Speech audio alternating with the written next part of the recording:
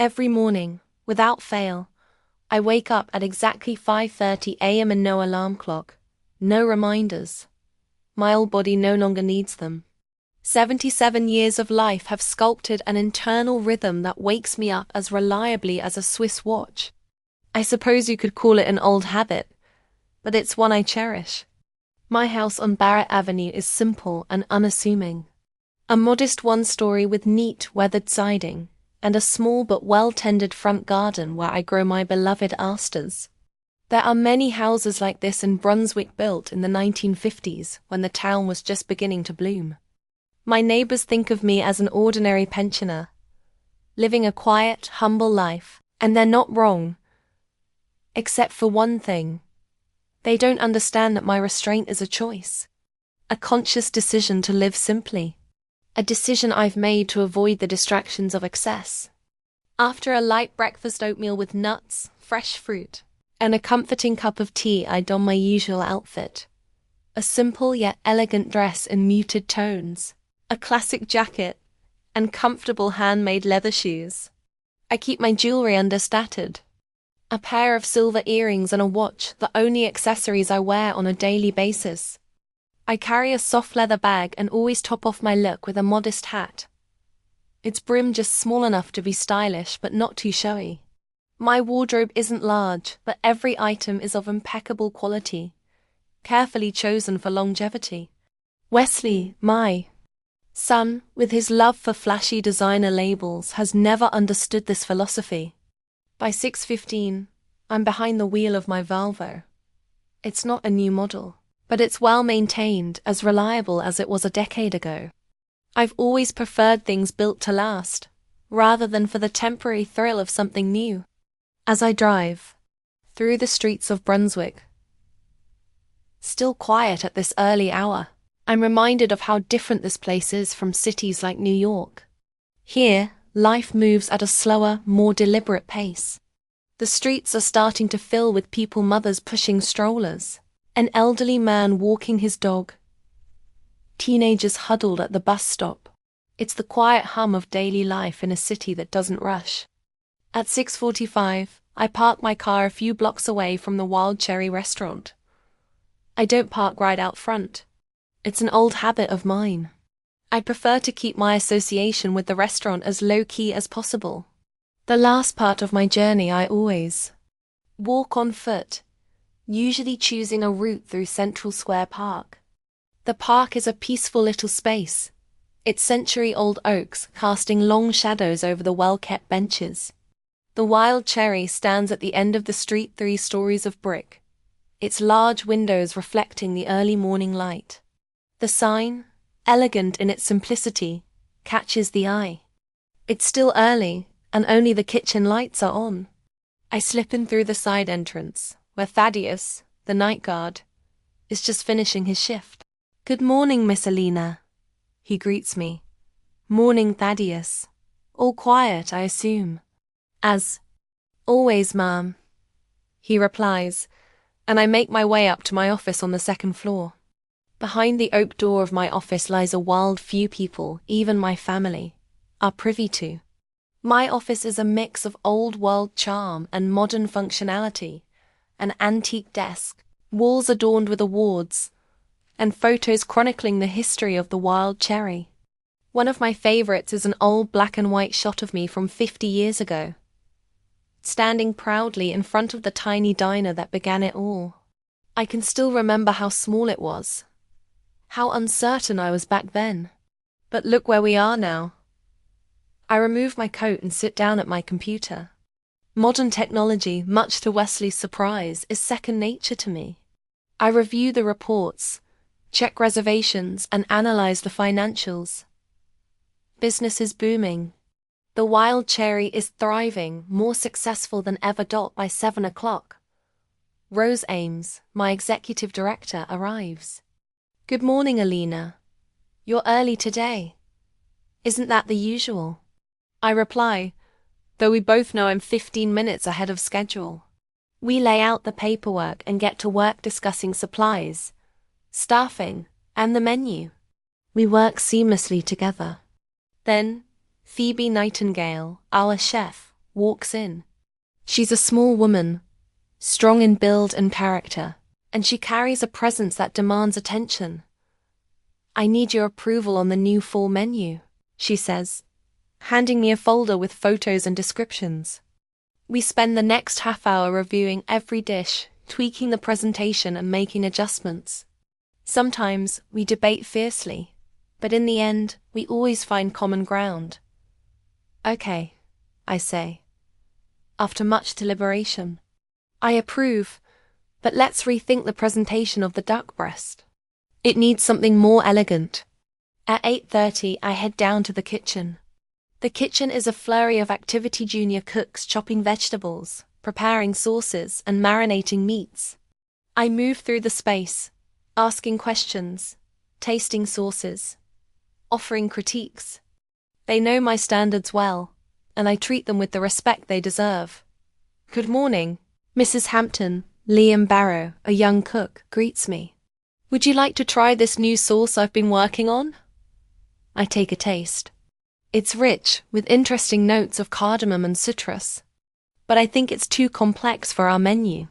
Our guests appreciate sophistication and simplicity. Try removing the cardamom and boosting the citrus a bit more. Liam nods, undeterred by my critique. He knows I'm only offering my honest opinion. At 9 o'clock, I head up to the dining room, where the waitstaff are setting tables and polishing glasses. Everything must be flawless. Wild Cherry isn't just a restaurant, it's a performance. Every detail counts. Oliver Baxter, our maître d', approaches with a clipboard. "We have a special reservation for tonight. The Kingsley family is celebrating their wedding anniversary. 12 guests. They're requesting the center table." I pause. The Kingsleys are influential in Brunswick. Their family owns a chain of hotels. "Prepare a special menu and don't forget the white lily and roses for the table," I instruct. They always order those. I return to my office for a video conference with the wine suppliers from California. We discuss terms for the fall season. I insist on the best for Wild Cherry, no compromises. By noon, the restaurant opens its doors. I change into a dark blue dress with a pearl brooch, my official owner look. But I don't go out into the dining area. I prefer to watch from behind the scenes, monitoring everything through the restaurant's camera system. The day goes by without incident. By 3 p.m., I leave the restaurant, change back into my regular clothes, and become once again the unassuming retiree. As I stop by the grocery store to pick up some vegetables and milk, the cashier greets me with a friendly smile. "How's it going today, Mrs. Hampton?" "Good, Doris. Thank you," I reply, and head back to my quiet home, where the kettle is already on. The house greets me with its familiar silence. I sort through the mail, mostly bills and flyers, but one envelope catches my eye. It's from the bank. The monthly report on my accounts. I open it. The figures make me pause. They impress, as always. Myself, though, I know exactly how much my business is worth. The phone rings, Myson's name pops up on the screen. "Hello, Wesley," I say, sitting down in the chair, Mom. His voice sounds strained, as if talking to me is an unpleasant chore. "How are you?" "I'm fine. Thanks, how are you?" "How are Sheila and the kids?" "They're fine, Mommy, just calling to remind you that we're expecting you for lunch on Sunday." I can hear the falseness in his voice. Those mandatory Sunday lunches once a month are a formality, a propriety. Sheila insisted on them when she and Wesley got married 5 years ago. Family traditions are important. She'd said them with a strange smile, but I've seen her wrinkle her nose when I visit their fancy house in an upscale neighborhood of Corsederling. "I'll be there at 1 o'clock as usual." "Yes, and Mom," he pauses, "why don't you wear that blue dress I gave you for Christmas? It's a more modern." I press my lips together. The dress he gave me is garishly bright with gaudy rhinestones. It was picked out by Sheila, convinced that an old lady needs to add color to her life. "We'll see." "Wesley, see you Sunday." "See you." I hang up the phone and sit still for a while, staring out. The window me son, my only child, is ashamed of me. Ashamed of my supposed poverty, of my lifestyle, of my old-fashioned habits in his opinion. He has never been interested in my affairs, my thoughts, my accomplishments to him. I am a burden, a reminder of a past he would rather forget long ago when Bradley, my husband, was still alive. We decided that our sons would make his own way in life. No privileges because of the family business, no undeserved luxuries. Bradley did when Wesley was only 12, and I continued to raise my son the same way, Mabe. I was too strict. Maybe I should have shown him what I'd accomplished, opened the doors to my world. But now it's too late. Wesley grew up selfish and shallow. Married an equally shallow Sheila from a good family with money and connections, and now both of them look down on me, thinking I'm a poor relative they want to stay away from. I get up and walk over to the dresser, where the old photos are kept. There's Bradley young, smiling with a twinkle in his eye and ideas that seemed crazy to everyone but me. Here we are together, opening our first diner, a tiny space with portables and ambitions the size of the universe. Here's Wesley, a little boy with a serious look so much like his father Isai. And close the album. The past can't be brought back, but the future can still be changed. I don't know what the next few days will bring, but I have a feeling things will change soon. Sunday morning greeted me with bright sunshine and an unsettling sense of inevitability. The day of the family dinner is a test that I prepare for like a soldier for battle. Today I chose a beige dress made of fine wool, elegant but discreet pearl earrings inherited from my mother. An Athen ivory wool cardigan completed the look. Nothing flashy, just the understated elegance that had always been my choice. My son's house is located a new neighborhood in Brunswick where each building looks more expensive than last. The two-story mansion with columns and French windows, the impeccably mowed lawn, the marble statuation, the garden, everything screams status and wealth. Wesley bought the house 3 years ago when he married Sheila Roberts, the daughter of a construction company owner starting a new life. Mom, he said, and I heard in that phrase, the unspoken, a life with very little room for you. I parked my car next to Wesley's impressive Lexus and Sheila's silver sports car. My Volvo looked foreign here, too modest, too functional amidst all the ostentatious glitz at the front door. I took a deep breath, gathering my strength, and pressed. Thebble, the melodic trill echoed somewhere in the back of the house. Sheila opened the door a few seconds later, a slender blonde with perfect makeup and a look of perpetual discontent on her pretty face. "Oh, Lena," she said with a strange smile. "You're right on time." Sheila never called me mom or mother-in-law, always only by my first name, as if to emphasize the distance between us. "Hello, Sheila." I smiled back. "You look beautiful." "Thank you." She gave me an appraising look. "And you the same style." I followed her into the spacious living room where every piece of furniture seemed to scream its price. Wesley was sitting in a leather chair studying something on a clipboard at my appearance. He looked up and smiled, not warmly, but politely. "Hi, Mom." He stood up and hugged me awkwardly. "How was your trip?" "Fine, darling. The roads are clear today. Have a seat." Alina. Sheila pointed to the couch. "Can I get you some tea? Or maybe some white wine tea, please." "No sugar, I remember," she replied dryly and retreated to the kitchen. Wesley returned to his clipboard, occasionally glancing at me, as if checking to see if I was about to do something inappropriate. "How's your work going, son?" I asked, breaking the awkward silence. "It's okay," he shrugged. "A lot of projects right now, trying to close a deal with investors from Boston." Wesley worked for an investment firm, and every conversation we had always centered on his big deals and important clients. Had never asked how I was spending my days. "How about you?" he asked, as if he'd remembered to be decent. "Are you doing okay?" There was an indulgent concern in the question, as if I were a helpless child. "Quite well, thank you. My days are filled with activities." Sheila returned with a tray of fine china cups and a silver teapot. "Here, Elena, your tea cups, by the way, are from a new set Hutton, and Rose brought them all the way from London. Wesley bought them as a gift for our anniversary. They're beautiful." I took the cup carefully, "And the tea is excellent. It's organic oolong, Sheila said proudly, $80 for 50 g. But we can afford small pleasures, can't we, dear Wesley? Smiled indulgently. Of course, Derby the way, Mom, he suddenly perked up. We've renovated the guest bathroom. Would you like to see it? I knew it wasn't so much an invitation as an invitation to show off another improvement to their luxurious home.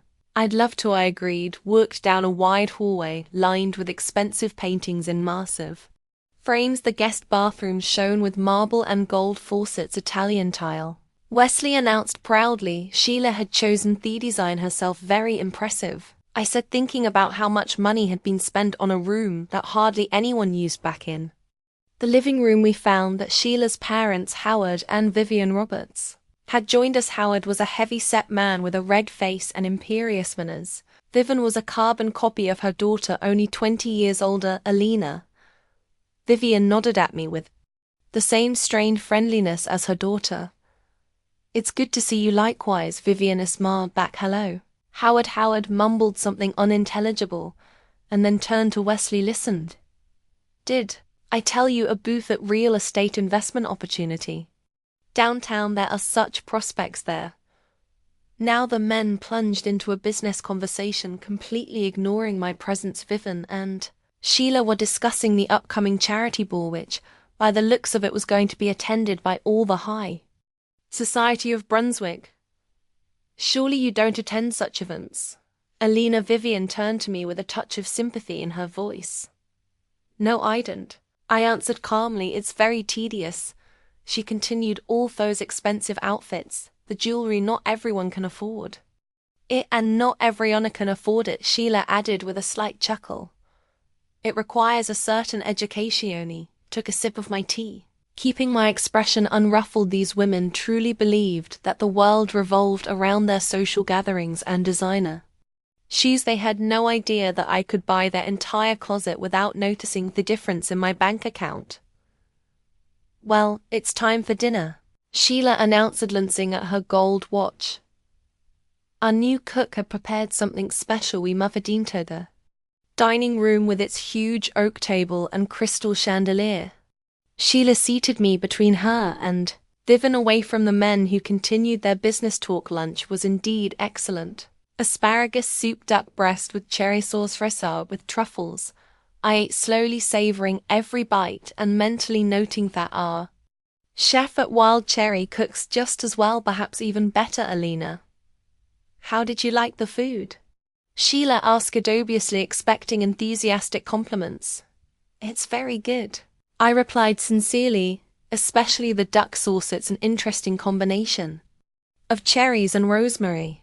Sheila looked a little disappointed at me restrained response. Our cook was poached from a Michelin-starred restaurant, she said proudly. No Vivian can afford such an expert. Indeed, I agreed. Good chefs are worth their weight in gold. After the main courses, dessert was served, an exquisite tekelite mousse with raspberry coulis. The conversation at the table turned to the discussion of Wesley and Sheila's recent trip to Europe. Paris is beautiful in the springtime, Sheila said enthusiastically. We stayed at the Ritz, had dinner at Embarrass. Alina, have you ever been to Paris? Yes, many years ago, I answered, with my late husband. Oh, Sheila looked surprised, as if she couldn't imagine that I had ever traveled. And where did you stay? A little hotel on the left bank, very cozy place, probably something budget, Vivian suggested with a hint of condescension. When we were young, we saved money too. I didn't say anything, remembering my room with Bradley at the Hotel Lutea, one of the most luxurious hotels in Paris. But why ruin their perceptions of me? After dessert, the men retired to Wesley's office to discuss business, while we women stayed in the living room with coffee and liquor. Alina. Sheila began scrutinizing my outfit. I've been meaning to tell you for a long time. Maybe you should update your closet at your age. It's important to look modern. Sheila. Vivian feigned indignation, but her eyes showed approval. I'm just looking out for Alina, Mother. Sheila smiled innocently. In our circle, looks matter, and I wouldn't want our family tobe judged. I'm fine with my closet, I interrupted her calmly. But thank you for your concern, of course, if it makes you feel comfortable. Sheila paused. Just think about Wesley. He cares about what his family looks like. At that moment, Lemon returned to the living room. Wesley looked pleased. As if he'd just made a good deal, Mom, he turned to me. With sudden enthusiasm, we have news, Sheila, and I have decided to celebrate our 5th wedding anniversary, a big celebration. At the end of the month, congratulations, I said sincerely. 5 years is a big date. Yes, and we want to celebrate it big. Sheila said we book it. Best restaurant in town. Wild Cherry. Howard said proudly, I know the major personally. I arranged it through my connections. I felt my heart skip a beat. Wild Cherry, my restaurant fate, certainly has a sense of humor. Wild Cherry, I asked Katrine to keep my voice steady. I hear it's a good place, the best in Brunswick. Vivian confirmed it's incredibly hard to get in, especially for a big event, but Howard has connections everywhere. Howard smiled smugly. Not just connections, Vivian, it takes money, and a lot of it. It costs a fortune to rent a hall for an even eager fortune we can afford. Sheila added, giving me an appraising glance, and of course you are invited. Alina. Wesley said with a visible effort, it's a family celebration after all. Thank you, Wesley, I'm honored. Really? Sheila hastened to intervene. There will be many of our friends, very important people. And you might have to, a little bit of conformity. What do you mean? Sheila. Wesley asked, though his face showed that he knew exactly what he meant. Well, darling. Sheila put her hand gently on his shoulder. I'm just worried about making everyone comfortable. Alina isn't used to such elaborate events, I'm sure. Your mom will be able to dress appropriately, Vivian added with a fake smile. Maybe we could help her pick out an outfit. That's a great idea, Sheila exclaimed. Alina, Mom, and I could take you to the mall. There are some great stores there for ladies your age. I looked at Wesley, expecting him to stand up for me to say something in my defense, but he just smiled awkwardly and said, that would be great, Mom. Sheila just wants to help. At that moment, something shattered inside me. My son, my flesh and blood, was allowing his wife and her prince to humiliate me, and even joining in on it himself. For what? For the sake of ostentatious wealth and status in the eyes of people who had achieved nothing themselves, but only used what they had inherited or gotten through marriage. Thank you for the offer, I said, keeping my composure, but I can handle the outfit. Suit yourself, Sheila shrugged. But don't say we didn't offer to help. The conversation turned to Thega's list. They mentioned names of people famous in the city, politicians, businessmen, socialites. Sheila and her parents talked about them as if they were close friends, though I suspected that most of these friends hardly remembered their names. And of course there will be the Jamesons, Sheila said, turning to Wesley. Martin had recently been promoted to vice president of the bank. That's great news. Wesley nodded. Well, have to talk to him about the possibility of cooperation. I also invited the Harrisons. Sheila Contin, their daughter recently married the senator's son. Can you believe it? They went on listing the names and accomplishments of their acquaintances as if it were a catalogue of expensive things. I listened to them with a mixture of sadness and irritation. Is this really what my son considers important in life? The endless race for status, superficial relationships based on money and connections. When the clock struck 5, I decided it was time to leave. Thank you for a lovely lunch, I say, getting up.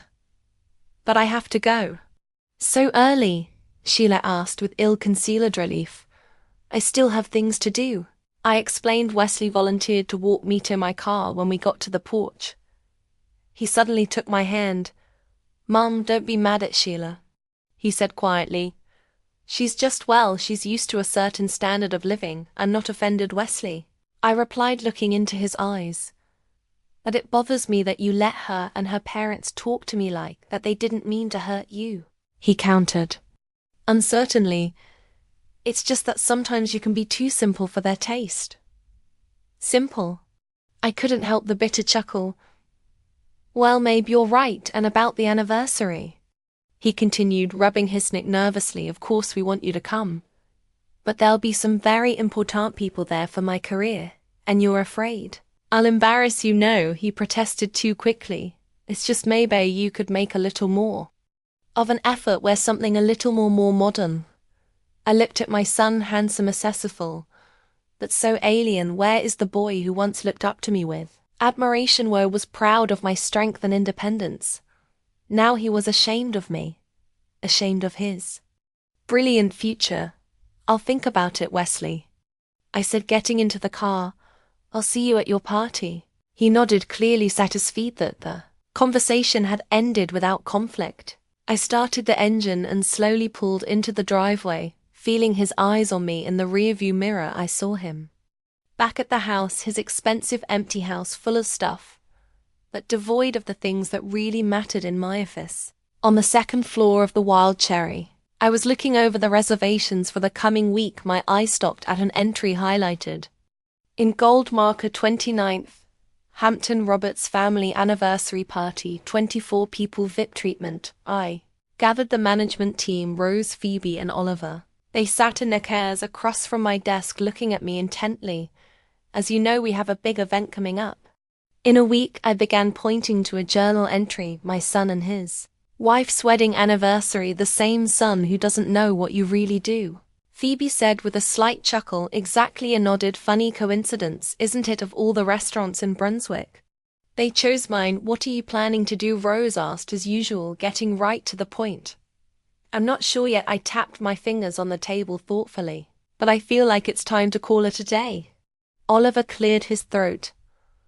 If I may offer an unoffer opinion, Mrs. Hampton, perhaps this is fate, such an opportune moment for the truth to be revealed, for the truth to come out. I smiled. Perhaps, Oliver. We'll see how things develop. After the meeting, I went back to my regular duties. The day flew by: meetings with suppliers, checking financial statements, tasting new dishes in the evening. Already at home, when I was making tea, the phone rang. My son's name popped up on the screen. Good evening, Wesley, I answered. Mom. His voice sounded strained, as if he was struggling with every word. We need to talk. I'm listening. It's about our anniversary.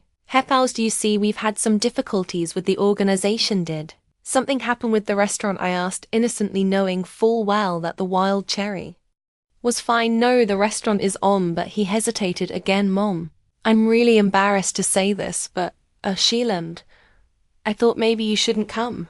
I remained silent, giving him a chance to go on. Confused by my own excuse. Didn't get me wrong, he went on hurriedly. There will be very important people there. Howard's partners, potential investors in my new project, even a couple of city councillors. No, Sheila, she's so worried about impressing, you're afraid I'll embarrass you, I finished. For him, no.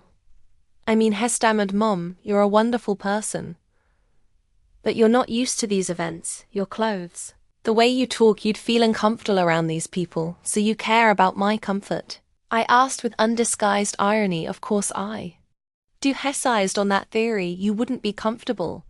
Besides, we can always celebrate with you another day, family style. I understand, I said calmly. You don't want your unfashionable mother in modest clothes embarrassing you in front of your wife's rich parents and their important friends, Mum. Don't say that. He sounded annoyed. You're exaggerating.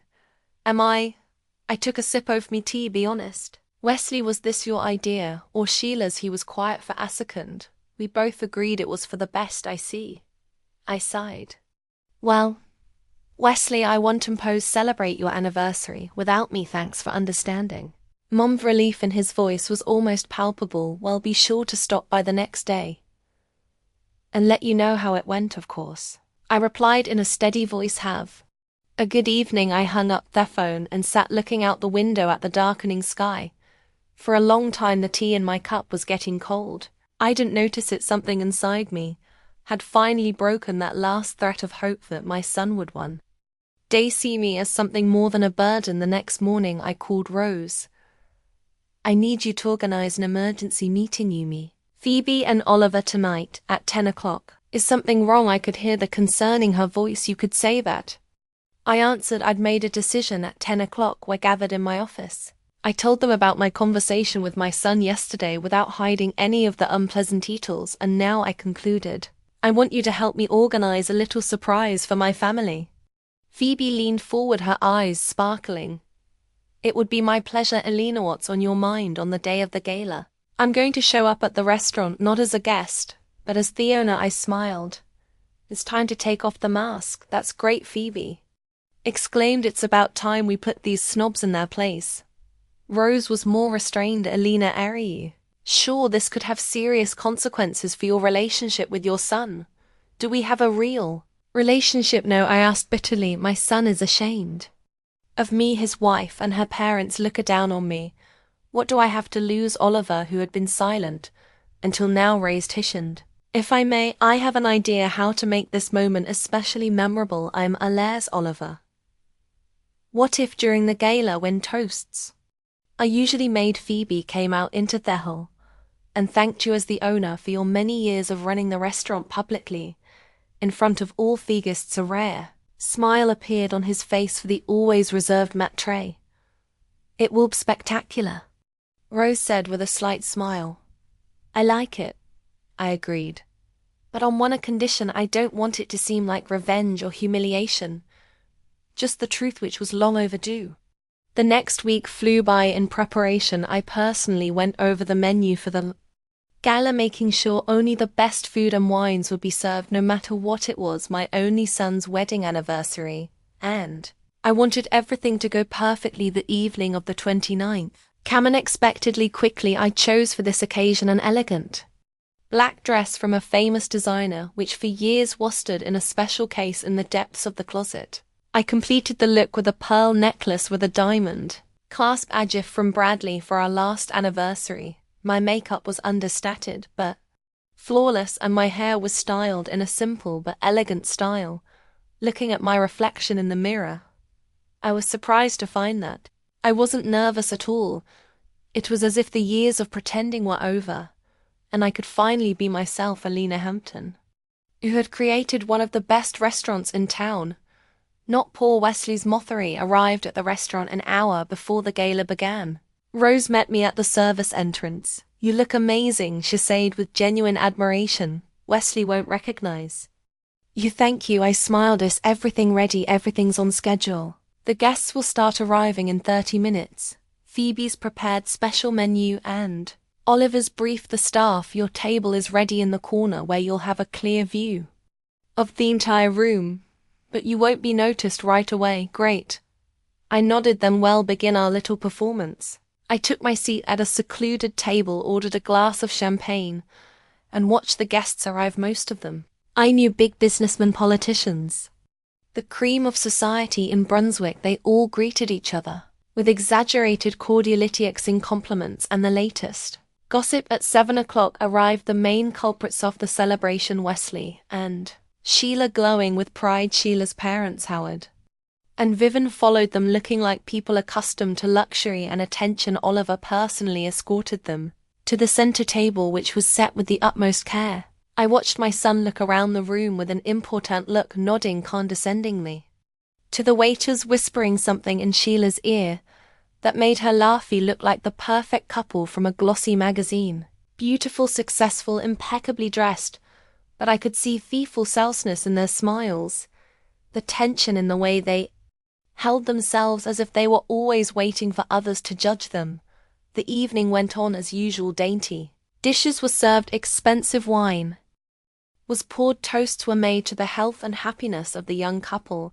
I remained unnoticed in my corner watching the event with a slight sadness. Even on such an important day, my son never once mentioned me in his thank you speech, as if I didn't exist. After dessert, Oliver announced that the chef of the restaurant wanted to personally congratulate the guests. Phoebe appeared in the room in an immaculate white tunic, which was unusual in itself. She rarely left the kitchen during service. Honor registers, she began in a loud, confident voice. I would like to thank the Hampton Roberts family for choosing Wild Cherry for their special day. We are honored to host you. The guests applauded politely. Wesley and Sheila exchanged smug smiles. But today, I want to say a special thank you to the man without whom this restaurant would not be what it is today. Phoebe continued, to the man who founded Wild Cherry over 30 years ago and turned it into the crown jewel of our city's gastronomic world. To the man whose vision, hard work, and impeccable taste define every detail of your experience today. I saw Howard frown, clearly perplexed as to who he was talking about. Wesley looked bored, as if waiting for the formal part to be over, ladies and gentlemen. Phoebe paused dramatically. Let me introduce the true soul of the wild cherry, its creator and owner. Mrs. Selina Hampton's silence hung in the hall. Phoebe turned in my direction and gestured for me to join her. I rose slowly, feeling the stares of every omnipresent with a perfectly straight back and a slight smile. I made my way to the center of the room. Wesley's face contorted with shock. He opened his mouth but couldn't utter a word. Sheila went pale, her eyes widening with horror and disbelief. Howard looked as if he'd been kicked in the butt. And Vivian clung to the edge of the table as if afraid of falling. Good evening, I said, addressing all the guests. I am indeed Alina Hampton, owner of the Wild Cherry, and tonight I am especially pleased to welcome my family here. I turned to the table where a stunned Wesley, Sheila, and a parent sat. My son, Wesley, and his beautiful wife Sheila are celebrating their 5th wedding anniversary today. 5 years of happiness that I have had the pleasure of observing. Albert met from afar. A surprised whisper spread through the room. The guest looked from me to Wesley and back, obviously trying to make sense of what was happening. Mom, Wesley Fenella squeezed out, his face crimson with embarrassment and confusion. What's going on? Just the truth, honey, I answered calmly. The truth that you never bothered to find out. Phoebe handed me a glass of champagne, and I raised it to 5 years of Wesley and Sheila's marriage, and to the truth, which, as you know, always comes out sooner or later. The guests raised their glasses hesitantly, clearly unsure of how to react to this unexpected situation. I took a sip and returned the glass to Phoebe. Now please continue to celebrate. Till expenses, of course, are on the house in honor of my son and his beautiful wife. With those words, I headed for the exit in absolute silence, broken only by the clatter of my heels on the marble floor. I left the room, leaving behind the stunned guests and the shocked familiars in my office. I sank into a chair and took a deep breath. The shivers I'd been holding back all this time finally broke through. I felt neither triumph nor gloating, just a strange sense of release, as if the weight of years of pretense had finally fallen from my shoulders. A few minutes later, the door opened, and Wesley appeared on the doorstep, pale and confused, looking nothing like the confident man he'd been only half an hour before. Mum. His voice trembled. What does all this mean? You own the Wild Cherry? Yes, Wesley. I gestured for him to sit down. 32 years now. But why didn't you ever tell me? Hessen into the chair across from me, looking at me as if he were seeing me for the first time. Did you ever ask? I answered quietly. Were you interested in my life, my accomplishments, my dreams, or did you just accept the image you'd conjured up for me? A poor, unfashionable mother who needed to be kept away from your important friends. He was silent, his head down. Sheila and her parents sat in the doorway, all 3 of them looking shocked and confused. Is it true? Sheila asked in a trembling voice. Do you really own all this? Absolutely, I answered. I can show you the documents if you don't believe me. Howard shifted from foot to foot, obviously not knowing where to look. Shampton, we, he stammered. If we had known, you would have treated me differently. I finished for him. Exactly. And that's the point. After that memorable night at the Wild Cherry, I spent a few days in absolute solitude. I turned off my home phone, put my cell phone on silent, and forbade the restaurant staff from telling anyone about my whereabouts. I needed space and time to process what had happened and decide what to do next. On the morning of 3rd day, I turned on my phone and found 47 missed calls and 32 messages. 23 of the calls were from Wesley, 15 were from Sheila, and the rest were from her parents. I didn't even bother to read the messages.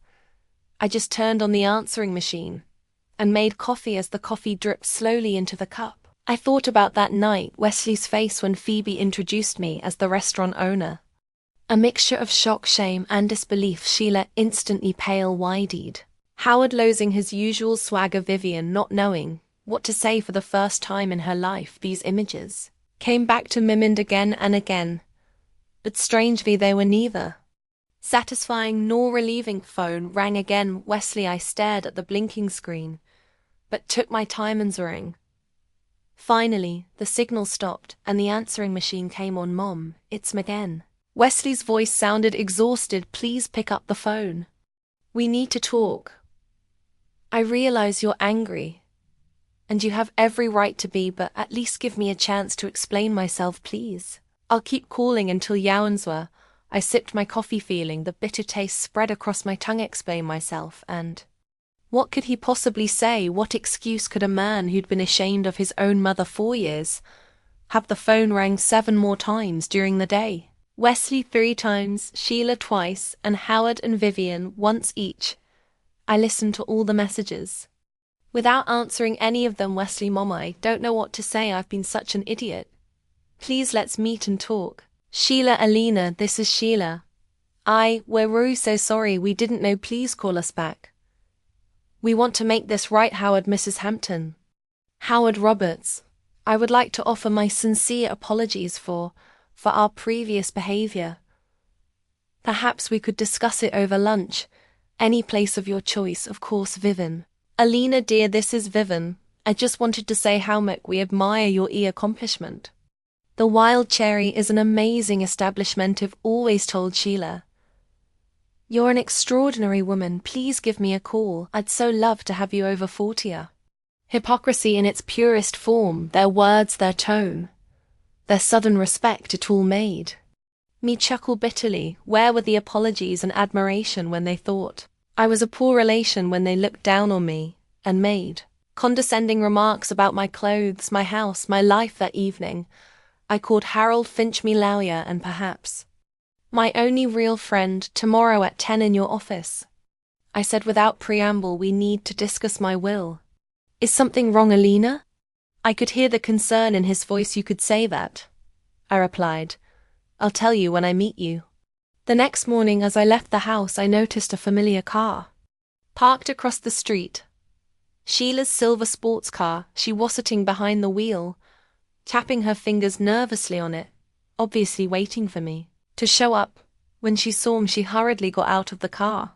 Alina, she exclaimed, hurriedly crossing the street. At last, I've called you many times. I gave her an appraising look. Perfect hair, designer dress, flawless makeup, all the usual, but there was something different about her appearance. Gone was the arrogant confidence, the haughtiness in her gaze. Now she was looking at me with a subservient smile. I know, Sheila, I replied calmly. I have an answering machine ear. Wesley, and you are so worried, she continued, nervously rubbing the strap of her purse. We can't reach you on the phone. Your noton's wearing your messages. We wanted to make sure you are okay. As you can see, I'm fine. I headed for my car now. I feel, excuse me. I'm in a hurry to get to a meeting. A meeting, she hurried after me. Maybe we could, if you need help with anything, Wesley would be happy to. I don't think I'll need his help. I opened the car door. Neither will your Selena. Please. There was desperation in her voice. Wesley and I are so sorry. We didn't know. If only we had known. That was it. The essence of the whole situation in one sentence. If we had known you were rich, we would have treated you differently. I stopped and looked her straight in the eye. That is the problem. Sheila, you would treat me differently if you knew my financial situation. But does that change the kind of person I am? She opened her mouth, then closed it. Finding no answer, I got a knacker and started the engine. Tell Wesley I need some time, I said before closing the door. I'll contact him when I'm ready. Totok. Harold's office was located in an old building in downtown Brunswick. The small law firm, now in its 5th decade, specialized in corporate law and asset management. There, a tall man with graying temples and shrewd eyes met me in his office, furnished with elegant simplicity. Alina, he shook my hand firmly. It's good to see you, though. I'm concerned about your sudden interest in the will. Has something happened? I told him the whole story. The years of pretending the way Myson and his family had treated me, the ill-fated evening at the restaurant, and the subsequent phone calls. I understand your frustration, Harold said when I was done.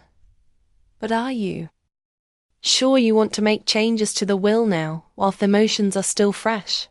Absolutely sure, I nodded. This isn't about emotions, Harold.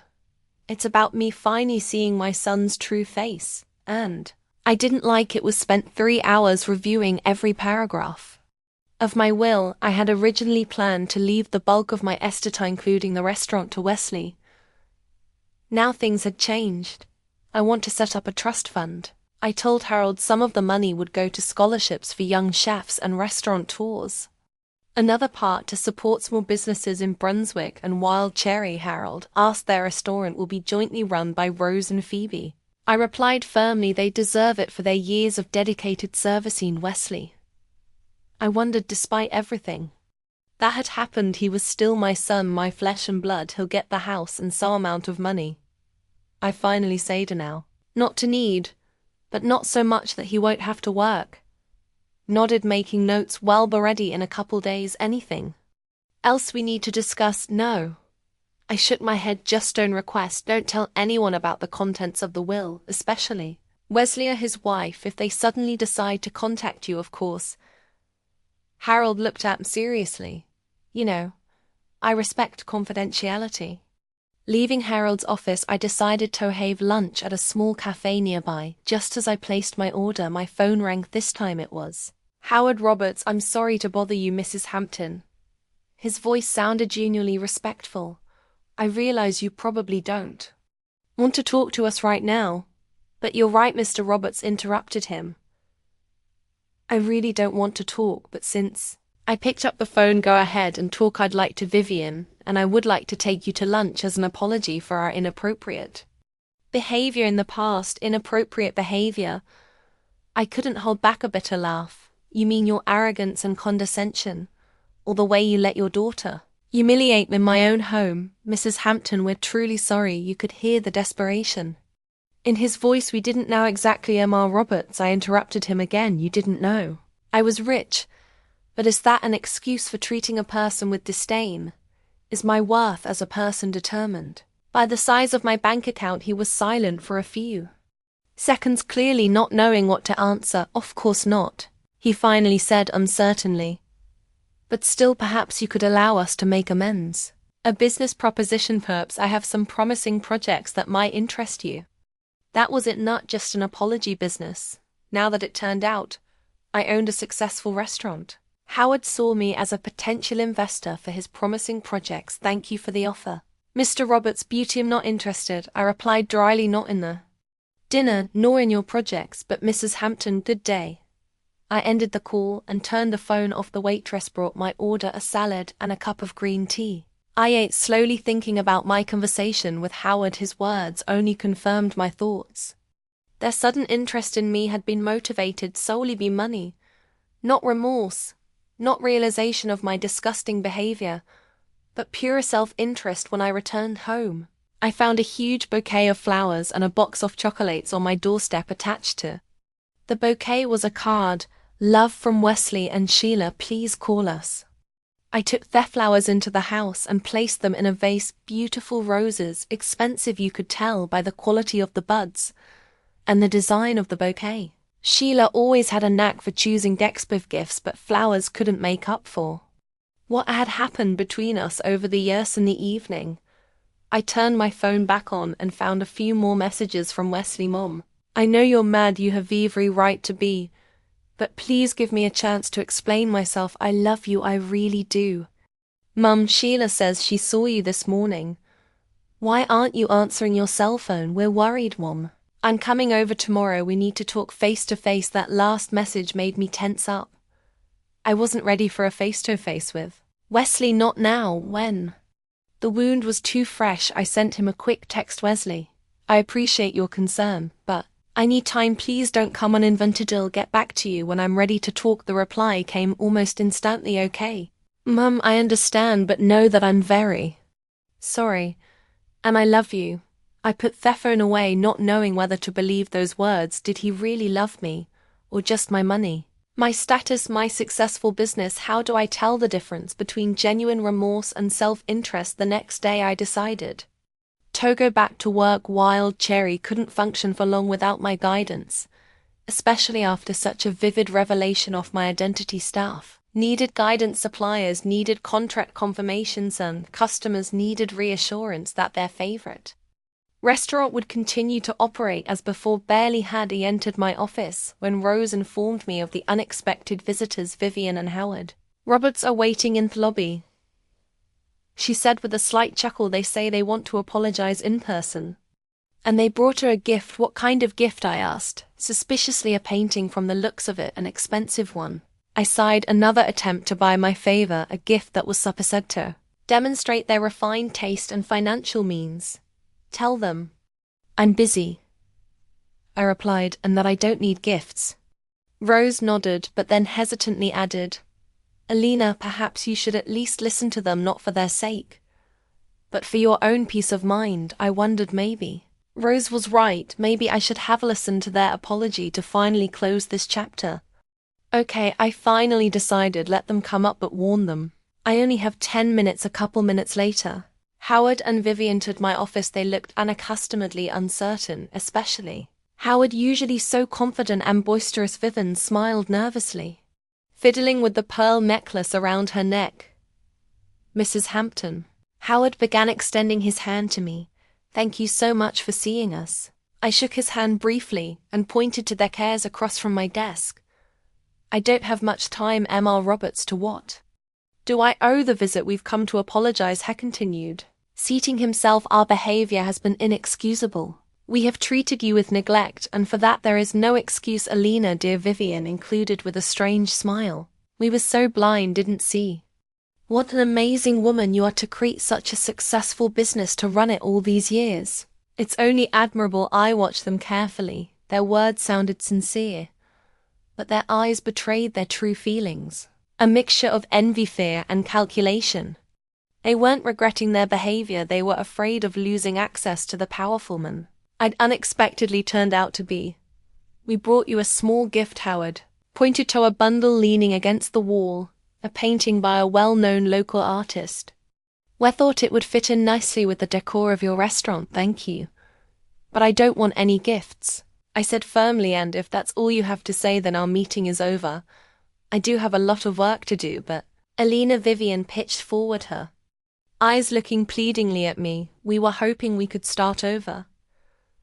Perhaps you'd like to have dinner with us, or we could attend a fundraiser together next Saturday. There will be some very interesting people there that you could. Vivian, I interrupted her, I'm not interested in social events or making new acquaintances. Through you, I appreciate your apology, but I don't think we'll ever be friends. But Wesley and Sheila, Howard began. That's anathemata, I interrupted him again. My relationship with my son and his wife is our own business, and they are independent of my relationship with you. They exchanged confused glances, clearly not expecting such a firm refusal. Well, Howard said at last, rising, we understand, but if you ever change your mind.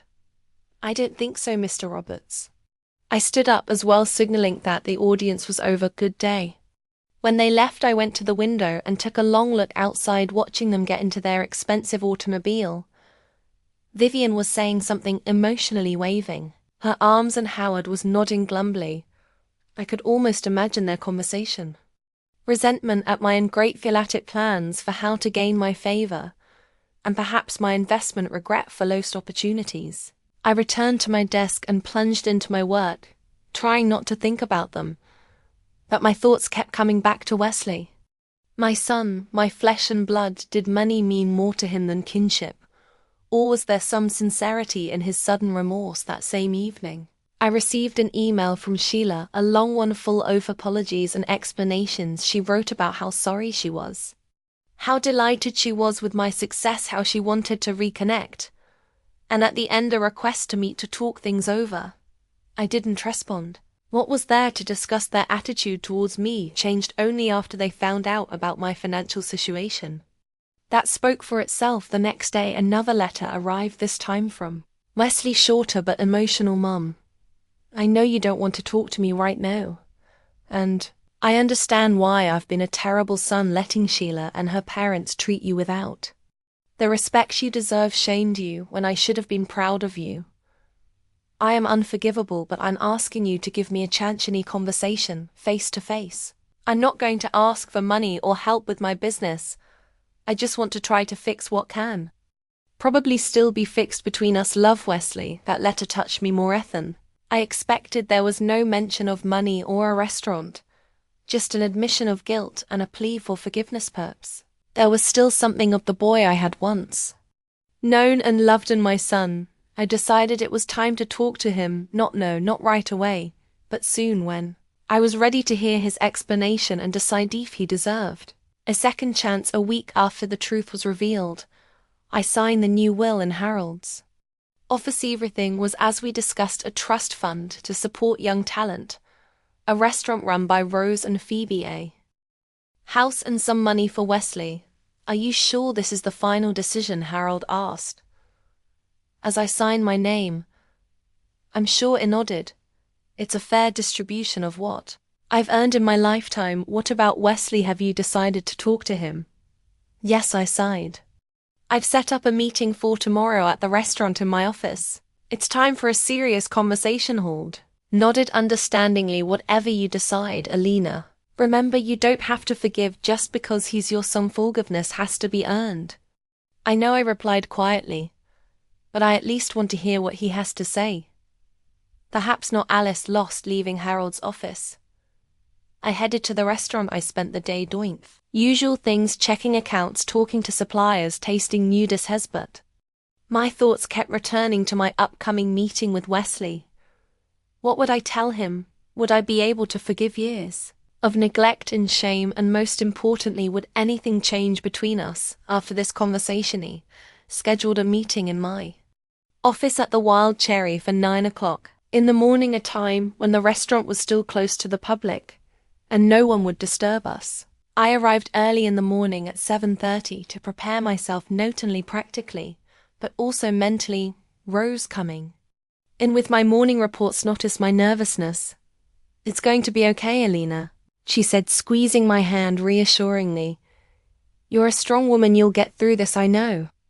I smiled gratefully. I just didn't think that at my age I'd have to go through such an emotional roller coaster. Life is full of surprises. Rose said philosophically, do you want me to be there when they come?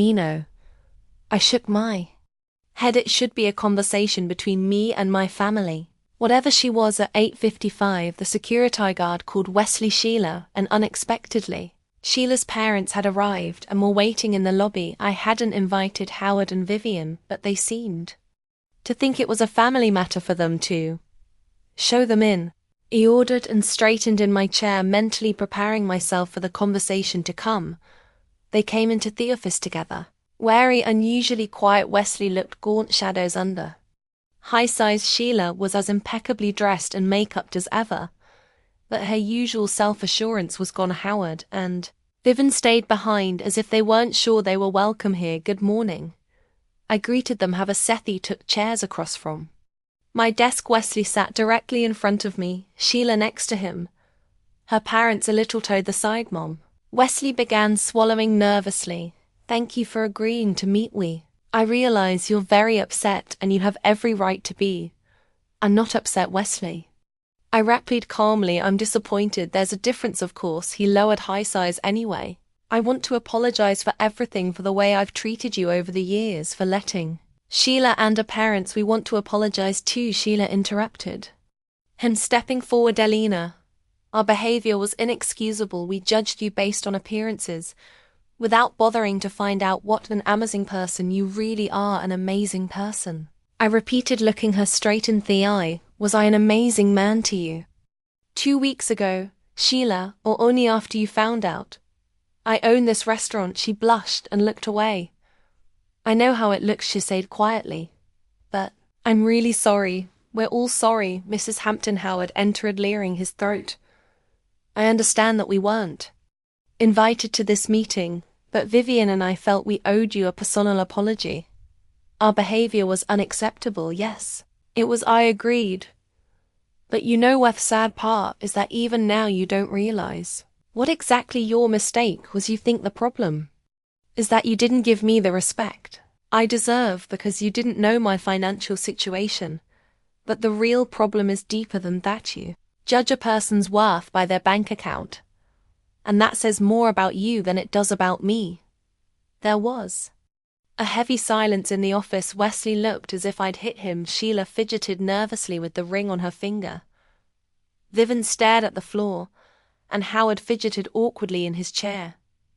"Mum," Wesley finally said, "you're right, I was acting like an idiot blinded by, I don't even know what I was, blinded by the desire to impress, fear that I wouldn't be accepted in certain circles. But that's no excuse. I should have seen you first and foremost as my mother, the person who gave me life and everything I have, whether you live in a mansion or a modest house." His words sounded sincere, and for a moment I felt that familiar motherly urge to forgive, to hug, to tell me everything would be all right. Button. I remembered the years of neglect, his shame for me. His words, "Don't come to the party, you'll embarrass me." And my heart closed again. "I appreciate what you said, Wesley," I said in a flat voice, "but apologizing is only the beginning. Real remorse comes from a change in behavior. And that takes time, of course." He nodded quickly. "I'm ready to prove to you that I can change, that I can be a better son." Sheila put her hand on his shoulder for support. "We're both ready, Alina. We want to be a part of your life, though. Really get to know you." I looked at her carefully. There was something like sincerity in her eyes, but there was something else in there too. A calculation, a hope for gain. "It's hard to say for sure. I invited you here today not only to apologize," I said, shifting my gaze from one face to the other, "but also to inform you of the decision I've made about my business and my assets." They tensed visibly. Howard stepped forward, his eyes suddenly bright with interest. Vivian straightened in her chair. Sheila glanced quickly at Wesley, and he clasped his fingers together, trying to hide his excitement. "I revised my will last week," I continued. "I want you to know my plans, not from legal documents, but from me." "Mum," Wesley held up his hand, "we don't have to talk about this now. It's your own business." "And no, Wesley," I stopped him, "I want this to be clear. No loose ends, no false expectations." I pulled a file from my desk drawer, a copy of my new will. "While Cherry is my life's work, I built this restaurant from the ground up with my own hands. With your father, every detail here bears the imprint of my soul, and I want that after me death, the restaurant will remain in the hands of those who really appreciate and understand it." I paused, watching their reactions. Wesley turned pale, apparently beginning to realize what I was getting at. "I set up a trust fund," I continued, "after I die. Wild Cherry will jointly managed by Rose Ames and Phoebe Nightingale, my longtime colleagues and confidants. They've worked here for over 15 years, each, and know the business inside and out." What? Sheila couldn't contain her exclamation. "But it's a family business. It should stay in the family. I raised an eyebrow. "Didn't you consider it a family business until recently, did you, Sheila? Or you, Wesley, ever ask me what I do?" "Asked about me work, my plans, my accomplishments." They were silent, unable to find an answer. "Exactly. I nodded to you. I was just poor Wesley's mom, living on a modest pension. You never saw me as a person with my own life, my own ambitions, my own successes. So why do you now think you're entitled to the fruits of my labor?" "But Alina," Howard interposed, "your son is your own flesh and blood. Who else but he can carry on your work?" "Wesley doesn't know anything about the restaurant business," I replied calmly. "He's never shown any interest in it. And let me be frank, Roberts, I'm not sure his sudden interest in the Wild Cherry is due to anything other than its financial value." "That's not fair, Mother," Wesley objected, his voice trembling.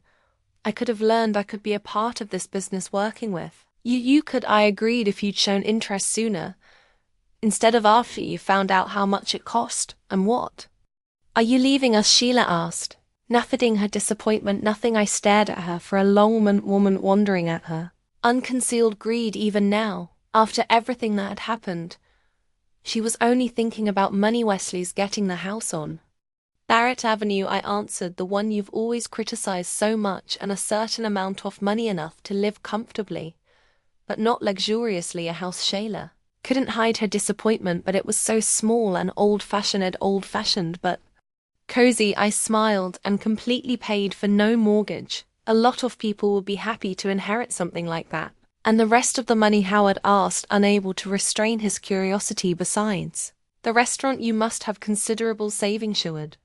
Vivian shushed him, but it was evident that she was interested in the same question. Part of my savings will go toward a scholarship fund for young chefs and restaurateurs. I said the other part is going to support small businesses in Brunswick. I want my money to help those who really want to work and create something with their hands, not just enjoy the fruits of others' labor. There was a heavy silence. Wesley looked at me with an expression that was a mixture of shock, resentment, and I thought a glimmer of understanding. She looked like she'd been punched. Howard and Vivian exchanged confused glances. Mum, Wesley finally said, his voice muffled. Do you really hate us so much? Hate me so much? I don't hate you, Wesley, I said softly. You're my son, and I'll always love you. But love doesn't mean blind forgiveness or indulging selfishness. Sometimes love is about allowing a person to face the consequences of their actions and perhaps learn a lesson. What lesson? He said bitterly. That you can't even trust your own mother. No, I shook my head. That you can't judge people by their outward wealth, that a person's real value is not in his bank account but in his character, his actions, his attitude toward others. It's a lesson your father and I have tried to teach you since you were a child. It's a shame it wasn't learned. Wesley lowered his head, unable to find the words to answer. Sheila looked as if she were about to cry, not with remorse, but with frustration and anger. You can't do this, she said at last, clenching her fists. It's not fair after everything Wesley has done for you. What exactly has Wesley done for me, Sheila? I looked her straight in the eye. Visit once a month out of obligation. Embarrass me in front of his friends. Ask me not to come to your anniversary so I wouldn't embarrass him. She didn't know what to say. I realize you're all disappointed. I continued, addressing all four of them. You had hoped for a very different outcome to this meeting, but I'd like you to think about why you're so upset with my decision. Is it because you really care about me and my legacy, or Baker say you were hoping for financial gain? Alina Vivian rose from her seat, her face a mixture of resentment and indignation. We came here with a sincere apology, and you've turned it into a public humiliation. Humiliation? I raised my eyebrows in surprise. I was simply informing you of my decision regarding my own property. If you see it as a humiliation, perhaps you should think about why you're reacting that way. Howard stood up too, his face flushed. Come on, Vivian. We're not welcome here. Sheila followed suit, giving me an angry look. You're going to regret this. Eleanor could have been a real family. We were a family, Sheila, I said calmly. Just not kind of family you want now.